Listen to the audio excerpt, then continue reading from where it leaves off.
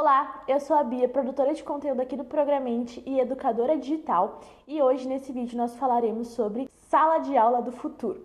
Eu tenho uma memória de infância de estar assistindo uma aula no 5º ano, ali no ensino fundamental, e a professora estar explicando sobre umas pinturas e tal no material didático. E eu lembro perfeitamente de uma pintura que ela mostrou e era exatamente sobre isso, sobre a sala de aula do futuro. A pintura é uma pintura de 1910 do francês Jean-Marc Cotte. Será que é assim que fala? E é intitulada como Na Escola.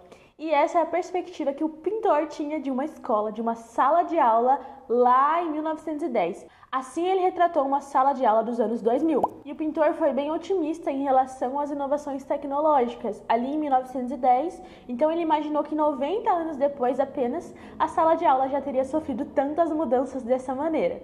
A gente vê ali um professor, com a ajuda de um aluno assistente provavelmente, depositando livros numa máquina, numa espécie de máquina, e é como se o conhecimento fosse transmitido por esses fios que passam ali em cima e são diretamente ligados na cabeça dos alunos. Algo interessante de analisarmos nessa pintura é que mesmo com a tecnologia sendo retratada numa visão de 1910, ainda assim o professor é visto como detentor de todo o conhecimento e o aluno como participante um tanto quanto passivo nesse processo. E é algo que a gente vê no contexto da educação de 1910, o aluno como receptor do conhecimento. Nós sabemos que a educação dos anos 2000 ela ficou muito mais parecida com a educação de 1910 do que com essa retratada pelo pintor francês. Bom, e aí tem uma outra obra que é de um artista japonês chamado Shigeru Komatsuzaki, que é intitulada como O Surgimento da Escola Automatizada. Essa pintura ela já foi feita anos depois, em 1969. E se a gente olha para ela hoje em dia, até parece aquelas figuras montadas por inteligência artificial, né, feitas pelas IAs. E aí nós temos representações de algo mais parecido com os computadores que nós teríamos em salas de aulas décadas depois. E também o professor ali como se fosse numa tela, que é muito o que a gente vive nesse cenário pós-pandemia com as aulas virtuais, os ambientes de aprendizagem online. E algo interessante para a gente prestar atenção nessa representação de sala de aula do futuro é que tem como se fosse uma máquina ali na lateral direita, no canto inferior, uma máquina punindo os alunos, jogando bolinha neles, por eles terem errado a conta de matemática que está lá na lousa. Essa é pelo menos a interpretação que eu tive da figura. E aí a gente para pensar que essa representação é também um reflexo do pensamento de uma educação punitiva que havia lá nos anos de 1969, quando essa pintura foi realizada. Então nós temos que em ambas das representações de sala de aula do futuro, a tecnologia entra como protagonista dessas mudanças, tanto na pintura do francês quanto na do japonês. Tem uma frase que eu li esses dias e quero deixar aqui registrada para você, que fala assim: embora a tecnologia não deva impulsionar nosso ensino, ela realmente impulsiona a mudança na sociedade, o que dá no mesmo. Essa frase é de um autor chamado Tony Bates. Eu não sei quem é, mas a gente vai descobrir agora perguntando para Alexa. Se é para usar tecnologia nesse canal, vamos usar. Anthony J.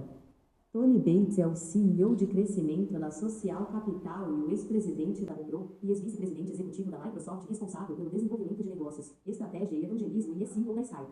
Bates, que abandonou a universidade, iniciou sua carreira em operações de rede e infraestrutura de internet. É isso, esse é o Tony Bates. Tá tudo bem. Tá tudo bem. Mas a tecnologia não é como se fosse uma varinha mágica, algo lúdico e místico. Ela é uma ferramenta, um instrumento que pode ser usado pelo professor na sala de aula. E recentemente, pensando sobre esse assunto de sala de aula do futuro, eu pedi para os meus alunos de 7 anos desenharem como eles imaginariam uma sala de aula daqui 10 anos. E vou deixar aqui essas fotos que são os desenhos deles.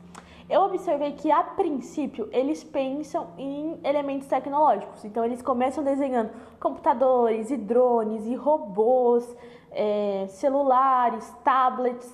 Mas, logo em seguida, eles fizeram uma pausa e foi como se eles tivessem pensado: mas como eu gostaria que uma sala de aula fosse no futuro? E aí, eles começaram a desenhar escorregadores, e brinquedos, e cama elástica. E o que eu concluí com isso tudo? Se você observar nos desenhos, tem aí escorregadores, tem até piscina numa sala de aula. Eu entendi que eles têm essa consciência de que o futuro é cada vez mais tecnológico e digital, mas justamente por serem nativos digitais e estarem desde seu nascimento inseridos nesse universo tecnológico, eles são sedentos por experiências não virtuais, ou seja, por experiências do mundo real. Então, descer no escorregador, pular numa piscina, sentir esse mundo físico acontecendo. Agora eu vou pedir aqui para a inteligência artificial do Canva mesmo, que é uma das mais práticas que eu conheço hoje em dia, de geração de imagens, criar uma sala de aula do futuro. E vamos ver, gerando imagens aqui, ó. Aparentemente nada muito distante, né, do que nós temos hoje em dia como sala de aula do futuro. Essas duas aqui foi a que eu pedi para gerar de 1950 e essas daqui como sala de aula do futuro. Esse aqui tá bem semelhante com as propostas que nós temos hoje em dia, né, de salas. Até com elementos mais makers e tal, com um pouco de tecnologia. Ou seja, essa inteligência artificial não criou nada muito novo ou diferente do que nós já temos hoje. E é claro que a inteligência artificial, como geradora de imagens, ela vai representar graficamente o que ela entende como sala de aula do futuro.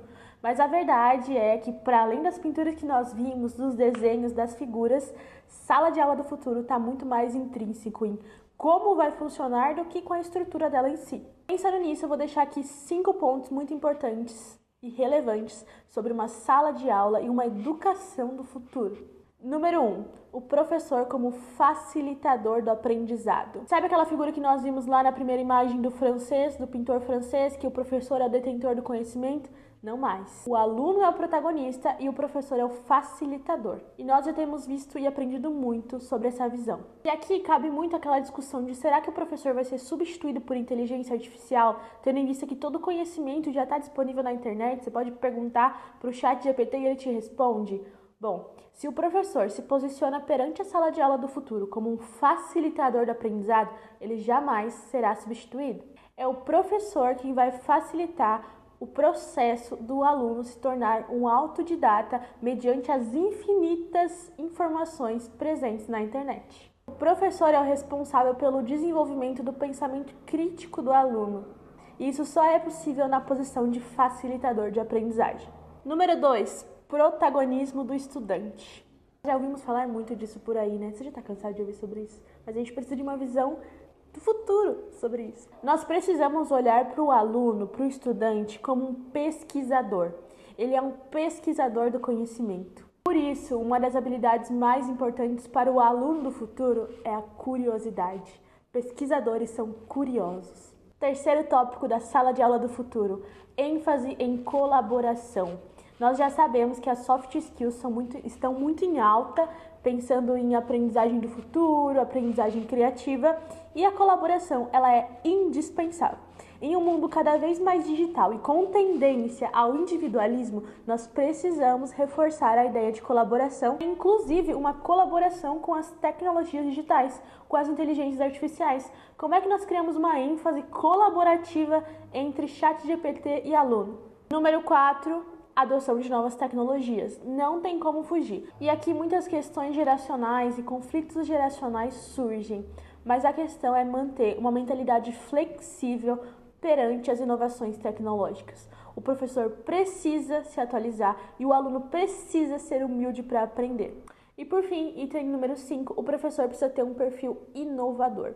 Inovação é a palavra da vez para a sala de aula do futuro e é responsabilidade e dever do professor se preocupar com isso.